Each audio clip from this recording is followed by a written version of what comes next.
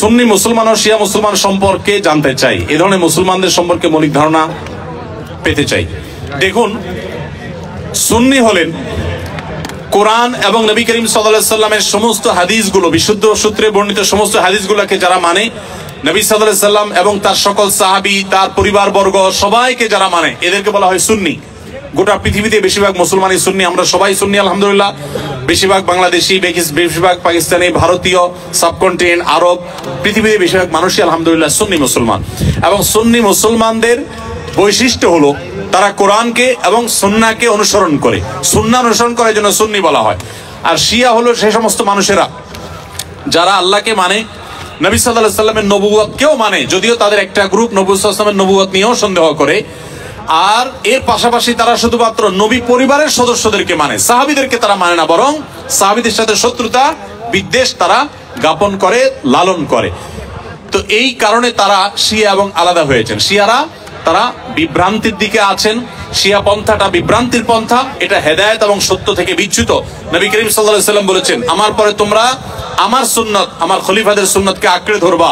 নবীর সুন্নত এবং আদর্শ যদি কেউ আঁকড়ে না ধরে, সাহাবীদের যদি আদর্শকে কেউ যদি ইগনোর করে, সে কখনো ভালো মুসলমান হতে পারে না। এজন্য আমাদেরকে সতর্ক থাকতে হবে এবং ভালো মুসলমান হতে হলে অবশ্যই কোরআন এবং সুন্নাহ উভয়টাকে অনুসরণ করতে হবে। শিয়াদের মধ্যে কিছু কিছু গ্রুপ আছে যারা বিভ্রান্ত, পরিপূর্ণ ইসলাম থেকে তারা বাহির হয়নি। আবার দুই একটা গ্রুপ আছে তারা আম্মাজান আয়েশার চরিত্রে কালিমা লেপন করে, কোরআনের আয়াত নিয়ে সন্দেহ করে, নবী সাল্লাল্লাহু আলাইহি সাল্লামের রিসালাত নিয়ে সন্দেহ করে তারা ইসলামের গণ্ডি থেকে খারিজ হয়ে গেছেন। আল্লাহ তাআলা আমাদেরকে কোরআন এবং সুন্নাহ উভয়টার অনুসরণ করার তৌফিক দিয়েছেন। আমরা আহলে বাইতকে, রাসূলুল্লাহ সাল্লাল্লাহু আলাইহি ওয়াসাল্লামের পরিবারকেও ভালোবাসি, আবার তার সাহাবীদেরকেও ভালোবাসি। আমরা এখানে কোনো বিভক্ত করি না, তারা বিভক্তি করেছে, এ হলো তাদের সাথে আমাদের পার্থক্যের জায়গা। আমি মোহাম্মদ দেলোয়ার হোসেন। আমার প্রশ্ন হলো, বাবা মাকে খুশি করলে স্ত্রী মন খারাপ করে, আবার স্ত্রীকে খুশি করতে গেলে বাবা মার মন খারাপ হয়, তাই বাবা মার জন্য স্ত্রীকে ত্যাগ করা লাগে, আমি কি করব একটু বলবেন? ভাই, এই প্রশ্নের উত্তর গত বছর আমি দিয়েছি, সব সময় আমি দেই। আপনাদেরকে যারা এখানে বিবাহিত আছেন, বিদেশে আছেন, আপনারা যে কি পরিমাণ প্যারায় আছেন, এটা দেশের অন্য কোনো মানুষ না বুঝলেও আমি খুব ভালো করে বুঝি। আমাদের আজহারি ভাই খুব ভালো করে বুঝবেন, কারণ আমরা দুজনই, উনি এখনো প্রবাসে আছেন আর আমি 10 বছর সৌদি আরবে প্রবাস জীবন কাটিয়ে আসছি। ভাইরা আমার, এর উত্তর খুবই সহজে আমি দিচ্ছি। মনে রাখবেন, যারা প্রবাসে আছেন অথবা দেশেই আছেন, বিয়ে করার পরে দেখা যায় বউরে খুশি করতে গেলে মা না খুশ, আবার মারে খুশি করতে গেলে বউ না খুশ।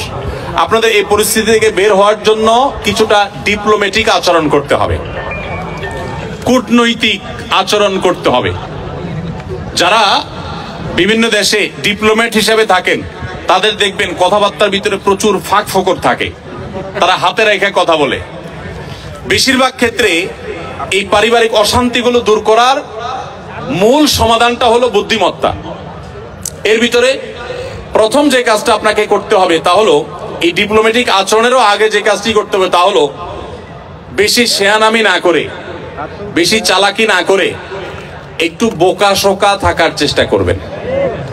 পারিবারিক অশান্তি দূর করার সবচেয়ে সহজ এবং সবচেয়ে শর্টকাট সমাধান হলো যে একটু বেকুব বেকুব ভাব ধরে থাকবেন। জিনিসটাকে একটু ব্যাখ্যা করে বলবো। আচ্ছা, ধরেন আপনার স্ত্রী এসে আপনার মার নামে এক গাদা বদনামি করছে, তোমার মা এটা বলছে, তোমার মা ওইটা বলছে, উনি কি এটা বলতে পারে, এটা বুড়া মানুষ কিভাবে এই কথা বললো, তোমার ভাই এটা বলছে, তোমার বোনও এটা করছে, দুনিয়ার বিচার দিল বউয়ে।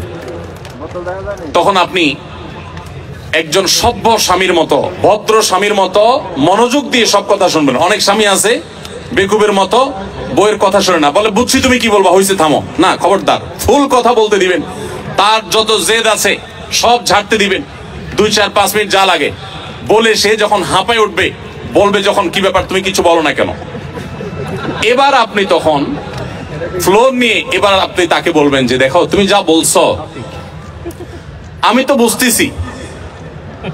বুঝতেছি আমার রাগে সব পশম দাঁড়ায় গেছে, দেখো তোমার কষ্টে তো আমার ভেতরটা জ্বলে পড়ে ছাই হয়ে যাচ্ছে, দেখো যেভাবে বলা দরকার বলে তাকে আগে এটা কনভিন্স করবেন যে আমি তোমাকে ইগনোর করছি না, তোমার সমস্ত কথাগুলো ক্যাচ করেছি এবং তোমার ব্যথা আমি ব্যথিত। এরপরে এবার বলবেন দেখো যদি মা না হতো,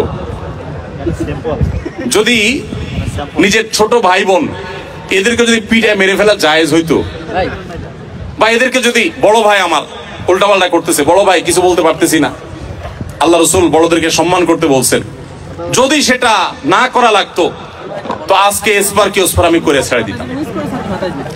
এরকম দু চারটা কথা যখন বলবেন, বউ দেখবেন তার যে গিয়ারে ছিল সেখান থেকে একদম হাফ গিয়ারে চলে আসছে, এখনো কিছুটা থাকবে। এরপরে আপনাকে সে যেটা বলবে সে হলো, আপনার সব লেকচার শোনার পর সে আপনার ব্যাপারে একটা কমেন্ট করবে। সে কমেন্টটা হলো যে আমার স্বামী লোকটা আসলে, মনে মনে হয়তো বলবে বা অন্য কাউকে বলবে যে লোকটা আসলে ভালো কিন্তু বেকুব।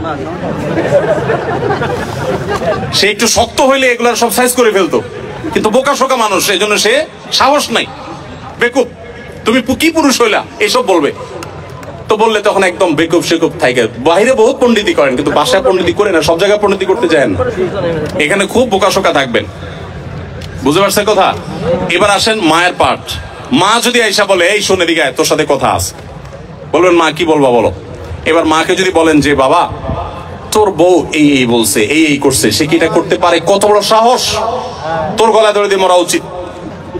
মা যদি এসব কথা বলে, মাকে একইভাবে বলবেন মা আল্লাহ নবী সাল্লাল্লাহু আলাইহি সাল্লাম কোনোদিন স্ত্রীদের গায়ে হাত তোলেন নাই। ইসলামে যদি বউ পিটানোর নির্দেশ থাকতো তো আজকে ঠ্যাং উপরের দিক বাইন্দা আমি পিটাইতাম। আমার হাতটা শুধু বাইন্দা রাখছে ইসলাম।